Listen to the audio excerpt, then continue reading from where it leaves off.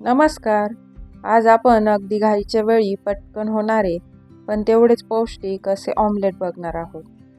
तर इथे त्यासाठी मी ओट्स घेतले आहेत. ओट्स असे अख्खेच घ्यायचे. असे प्लेन दुकानामध्ये ओट्स मिळतात. 1 वाटी ओट्स इथे मिक्सरच्या भांड्यात टाकून ते छानपैकी बारीक वाटून घ्यायचे.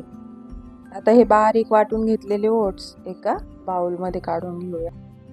अशा प्रकारे ओट्स एकदम दळून आणि बर्नीत भरूनही तुम्ही ठेवून देऊ शकता आणि जेव्हा वाटेल तेव्हा वापरू शकता.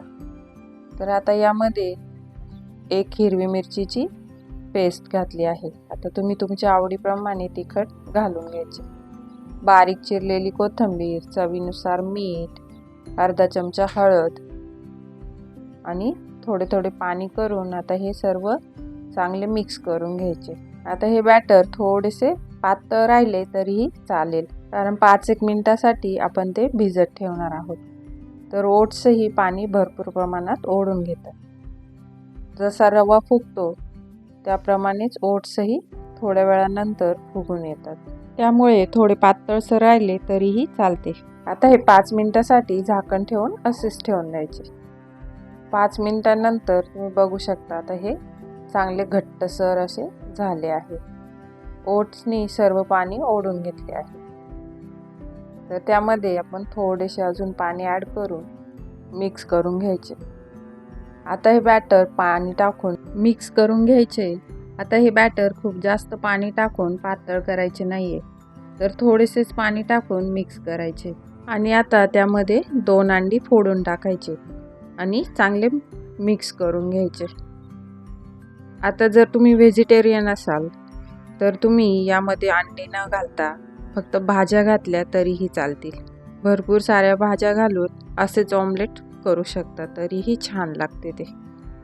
तर या प्रकारे पातळ असे तयार होते अंडे घातल्यानंतर. आता आपण ऑमलेट करून घेऊया. तवा चांगला गरम करून घ्यायचा, त्यावर तेल घालून चांगले पसरवून घ्यायचे आणि त्यावर पळीने बॅटर घालून छान असे पसरवून घ्यायचे. यामध्ये तुम्ही कांदाही घालू शकता. आता माझ्या मुलीला कांदा अजिबात आवडत नाही, त्यामुळे मी घातला नाही. पण तुम्ही बनवताना ह्या ऑमलेटमध्ये कांदा नक्की वापरा. कांद्याने हे ऑमलेट एकदम टेस्टी लागते. तर अशा प्रकारे पळीने छान पसरवून घ्यायचे तव्यावरती आणि 1-2 मिनिटानंतर छान वरून कोरडे झाले की चमच्याने तेल टाकून घ्यायचे आणि पलटी करून घ्यायचे.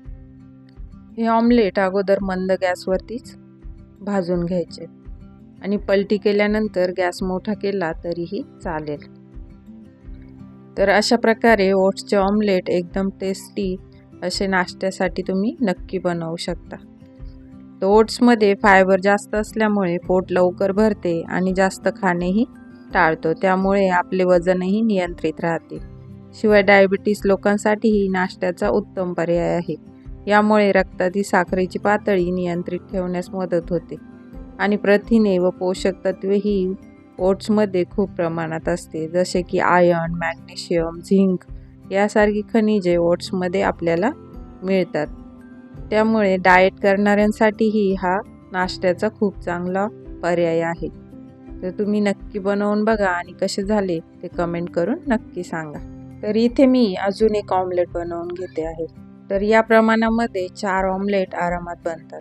तुम्ही हे ऑमलेट सॉससोबतही खाऊ शकता किंवा मग कांदा घातलेले असेल तर असेच खाल्ले तरीही छान लागते. तर अशाच नवनवीन रेसिपी बघण्यासाठी माय लेकी किचन रेसिपी चॅनलला सबस्क्राईब नक्की करा. चला तर मग भेटूया पुढच्या रेसिपीसोबत. तोपर्यंत मस्त खा, स्वस्त राहा.